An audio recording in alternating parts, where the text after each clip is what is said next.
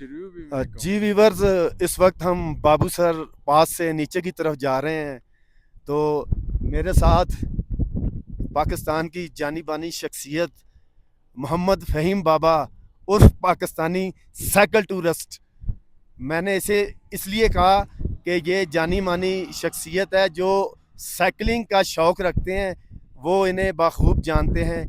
मोहम्मद फ़हीम बाबा Pakistani cycle tourist. कितने दिन हुए हैं बाबा जी?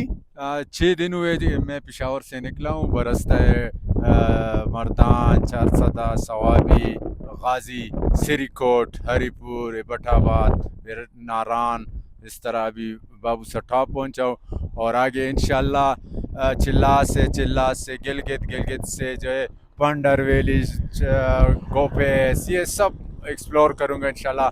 और फिर 20, 21, 22 को शंदूर मेला है, वहाँ अटेंड करूँगा।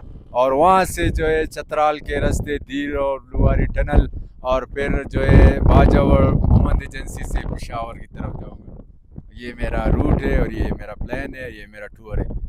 फ़हीम बाबा, ये आपका शौक़ है, इसके अलावा आप क्या करते हैं? ये मेरा शौक़ है, और मैं जो है रद्दी का काम करता हूँ, फेरी का काम, ये घरों से रद्दी वगैरह लेता हूँ। और साइकिलिंग जो है ये मेरा जुनून का शौक़ है इससे। और अपने जो है यंगस्टर को भी ये पैगाम देना चाहता हूँ कि आप जो है साइकिल का इस्तेमाल करें, क्योंकि साइकिल जो है माहौल दोस्त ज़रिया है। और हमें जो है फ्यूचर में जो है माहौल का बहुत बड़ा सामना करना पड़ेगा।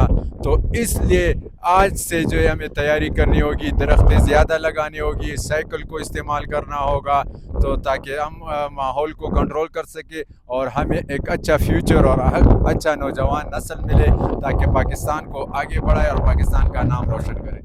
बहुत शुक्रिया फ़हीम बाबा। पाकिस्तान जिंदाबाद।